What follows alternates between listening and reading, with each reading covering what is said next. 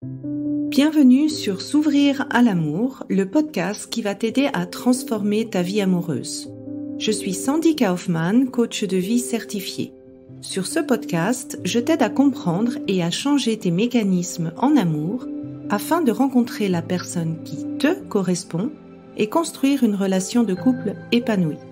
Tu y trouveras des réflexions, des exercices concrets tirés de mon activité de coach et de l'approche psycho-corporelle que je pratique, ainsi que des conversations inspirantes avec des experts ou des personnes comme toi et moi qui t'expliqueront leur chemin personnel pour s'ouvrir à l'amour.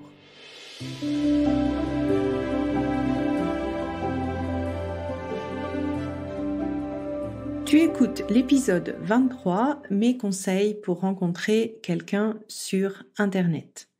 Alors, dans l'épisode 22, tu as eu le témoignage de Anna qui a parlé du dating burn-out et c'est une réalité.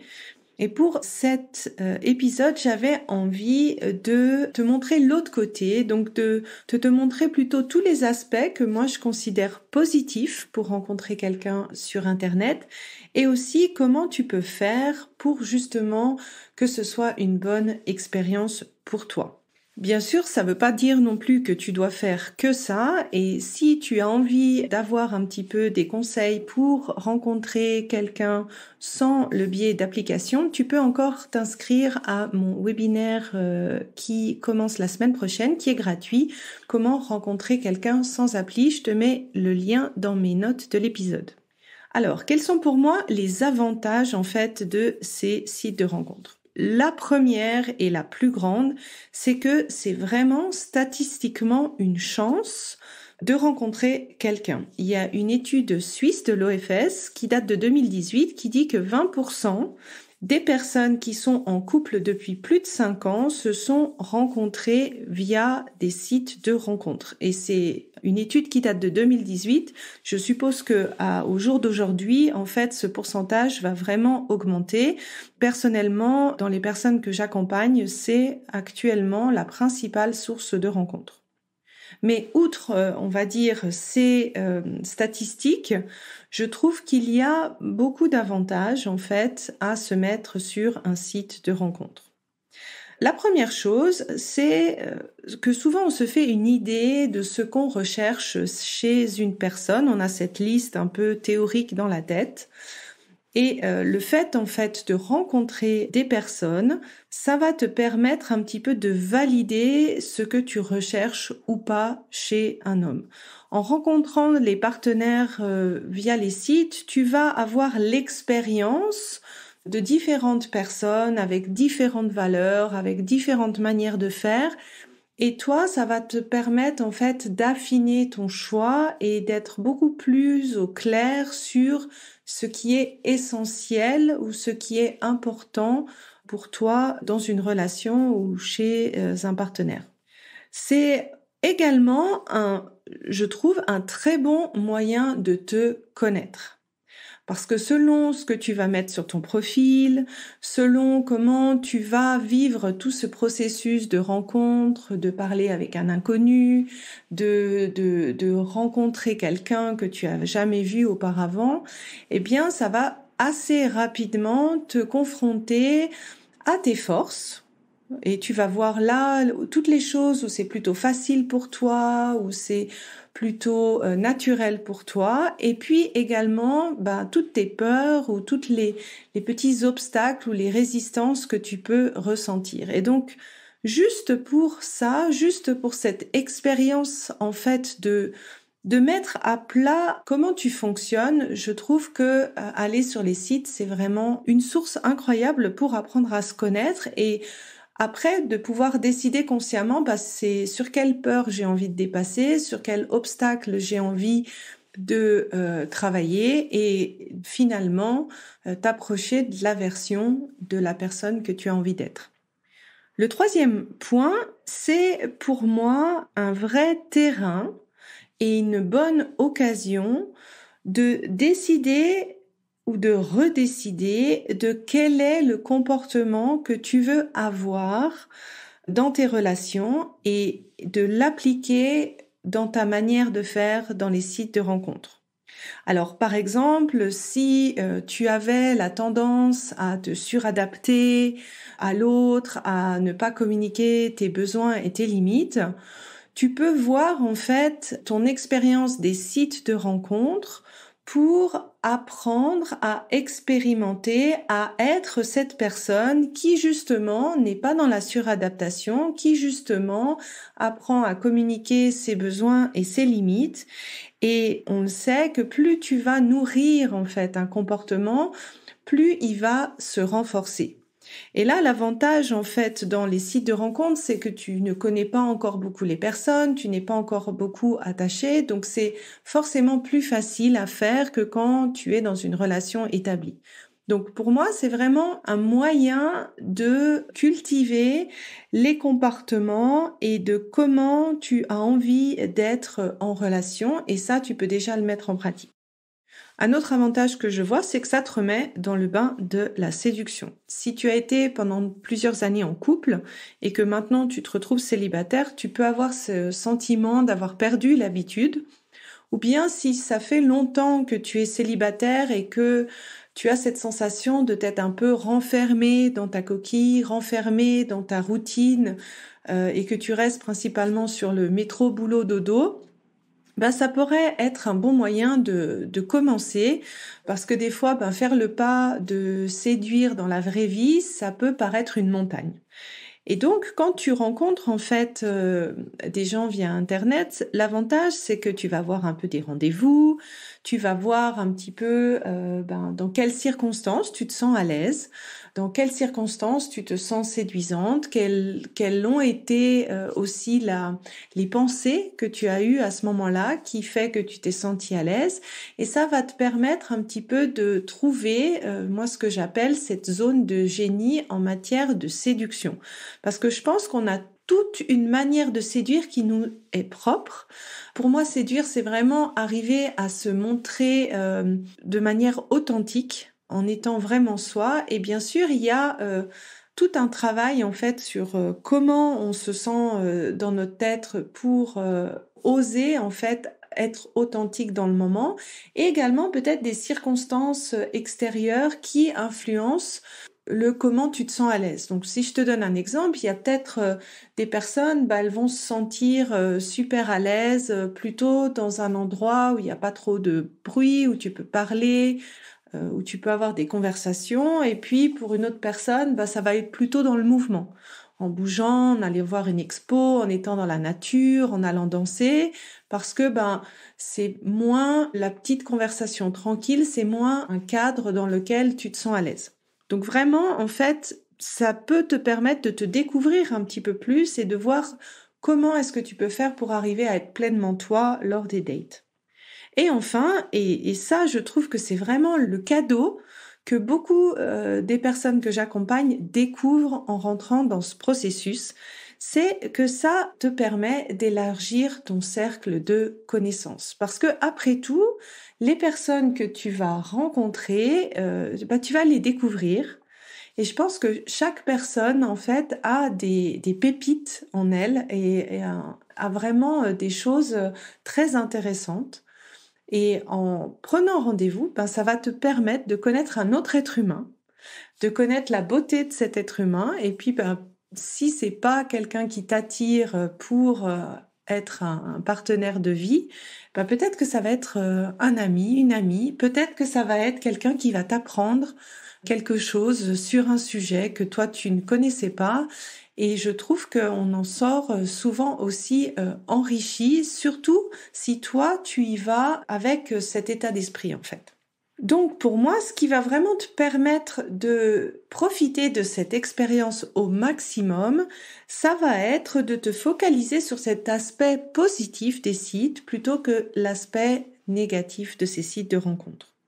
Et donc, la première chose que tu peux faire, c'est de redéfinir tes attentes vis-à-vis des sites.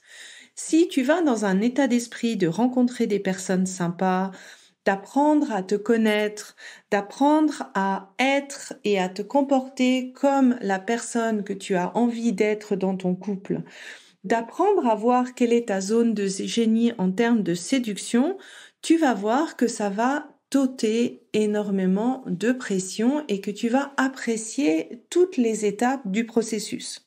Mon deuxième conseil, c'est vraiment de rester dans le plaisir. Donc de vraiment choisir les personnes qui t'ont paru intéressantes, que tu as envie de rencontrer. Et de, par exemple, aussi de regarder est-ce qu'il y a des lieux que tu aimes bien et où tu pourrais rencontrer ces personnes ou des lieux que tu aimerais découvrir où tu pourrais convenir d'un rendez-vous avec les personnes que tu rencontres, ou bien est-ce qu'il y a des activités que tu aimerais faire par la même occasion, parce que ça aussi, ça va t'enlever une certaine pression de résultat, et aussi, ça va permettre à l'autre personne de découvrir qui tu es, parce que si tu lui montres les choses ou les endroits que tu aimes, eh ben, tu dévoiles aussi un peu de toi et de ta personnalité. Mon troisième conseil, c'est d'apprendre à te montrer de manière vraie et authentique. Et donc, si tu vas sur les sites dans cette approche de te montrer comme tu es, c'est-à-dire de pas essayer d'être la personne que tu penses que tu dois être pour plaire à quelqu'un, tu vas faire finalement tout ce processus pour toi et pas forcément automatiquement pour rencontrer quelqu'un. Donc ça passe, être vrai, pour moi, ça passe par avoir des photos qui te représentent, donc pas la photo filtrée qui te montre une certaine version de toi qui n'est pas toi dans le quotidien. Pour moi, des photos qui sont pas retouchées, qui te montrent dans ton style d'habillement naturel, dans les activités que tu aimes faire, c'est des photos qui donneront beaucoup plus d'informations sur la personne que tu es que la photo optimisée. Ça passe aussi par une description de profil qui dit clairement ce que tu aimes faire et pas une description un peu bateau, j'aime lire, j'aime voyager, j'aime aller au restaurant, mais de dire vraiment qu'est-ce qui te passionne. Le livre qui me passionne actuellement, c'est tel livre. Le dernier restaurant que j'ai goûté qui m'a enthousiasmé, c'était le restaurant vegan à tel endroit. Ou bien mon voyage qui m'a le plus marqué, c'était un tel. D'essayer de montrer ce qui te meut, ce qui te motive, ce qui te passionne, parce que c'est comme ça que tu vas aussi attirer les personnes qui ont les mêmes envies que toi. Ça passe aussi par dire très clairement, très directement ce que tu recherches. Si tu recherches à fonder une famille, à avoir une relation de long terme, de le dire assez naturellement et pour moi dès le début de la rencontre. Et aussi de dire clairement ce que tu recherches chez un homme, ce que tu recherches comme relation, parce que c'est une illusion de penser qu'on est vraiment compatible avec tout le monde. Et ça passe aussi par être vrai au moment des rencontres. Oser ne pas toujours être d'accord avec l'avis de l'autre, oser exprimer les différences d'opinion que tu peux avoir, oser exprimer de manière assez claire si la personne que tu rencontres en fait t'a plu ou pas du tout. Et ça, ce processus-là qui peut paraître un petit peu difficile à la base, tu peux te dire que à chaque fois que tu oses être vrai et authentique, tu cultives finalement la principale qualité qui te permettra d'être toi-même et en couple. Alors, mon quatrième conseil, qui est cette fois-ci beaucoup plus pratique, c'est de minimiser le temps que tu passes à échanger avec une personne par le biais d'un chat. Quand tu n'as jamais rencontré quelqu'un et que tu communiques avec cette personne par écrit, il te manque tout l'aspect non-verbal. Donc, c'est comme si tu avais, grosso modo, que 20% de l'information disponible de cette personne. Et donc, ton cerveau, il va automatiquement se faire une idée de cette personne qui est souvent différente de la réalité. L'autre avantage de minimiser ce temps d'échange, c'est que ça va te permettre de rester dans la découverte de l'autre plutôt que d'arriver à un premier rendez-vous et d'avoir le sentiment de s'être déjà tout dit. Et pour ça, moi, ce que je te conseille, c'est de faire assez rapidement un appel, soit un appel téléphonique, soit un appel en vidéo qui dure pas forcément très longtemps, mais qui va te permettre de voir si grosso modo cette personne peut être intéressante ou pas à rencontrer, éventuellement repérer certains signaux d'alerte et te donner envie de rencontrer cette personne en vrai. Mon cinquième conseil, c'est vraiment de décider à l'avance du temps que tu veux passer sur les sites de rencontres et de t'y tenir, dans le but déjà d'éviter le dating burnout qu'on a parlé dans l'épisode 22, et aussi de garder cet équilibre du temps que tu investis pour te réaliser personnellement et du temps que tu investis pour rencontrer quelqu'un. Souvent, le risque, c'est si on passe tout son temps pour rencontrer quelqu'un et qu'on met un petit peu de côté sa vie, ça augmente aussi cette pression qu'on peut ressentir. Alors, pour donner un ordre d'idée, moi, ce que je conseille souvent, c'est de se dire, si tu rencontres quelqu'un, dans l'idéal, comment est-ce que tu aimerais ou à quelle fréquence tu aimerais rencontrer ton partenaire en début de relation? Et si tu me donnes la réponse, j'aimerais rencontrer cette personne 2 fois par semaine. Moi, je te recommande d'investir exactement à peu près l'équivalent en termes de temps dans ta recherche de partenaire, ni plus ni moins. Et mon dernier conseil, c'est si tu vois que malgré tous les changements que tu as essayé de faire, tu vois que tu continues à répéter les mêmes scénarios, que ce soit sur les sites de rencontres ou bien sur les rencontres dans la vraie vie, pour moi, ça vaut la peine d'aller creuser et d'aller comprendre un petit peu quelles sont les croyances plus ou moins conscientes que tu as vis-à-vis de l'amour qui se sont formées par rapport à tes expériences passées et qui peuvent expliquer le fait que tu répètes toujours les mêmes scénarios. Je t'invite à écouter l'épisode 3 sur les schémas amoureux où j'en parle un petit peu plus en détail. Personnellement, dans mon programme S'ouvrir à l'amour, on fait ça de manière systématique parce que pour moi, ce qui fait que ça marche pas en amour, c'est pas une question de technique principalement, c'est surtout une question de comment tu vois l'amour plus ou moins consciemment et qui fait que finalement tu te risques ou pas à oser à être en relation. Je te mets les informations sur mon programme dans les notes de l'épisode. Alors j'espère que ces conseils t'auront aidé. C'est peut-être pas les conseils que tu t'attendais à avoir et je me réjouis d'échanger avec toi sur Instagram pour voir quelles ont été tes prises de conscience à ce sujet. Si tu apprécies ce podcast, la meilleure façon de m'encourager est de me laisser une revue 5 étoiles sur Apple Podcast ou de transmettre cet épisode à une personne de ton entourage qui en a besoin. Et enfin, si tu es prête à t'ouvrir à l'amour et à transformer ta vie amoureuse, je t'invite à rejoindre mon programme de coaching S'ouvrir à l'amour. Tous les détails se trouvent sur mon site sandykaufman.ch. Et n'oublie pas, il n'y a que tes peurs qui te séparent de l'amour.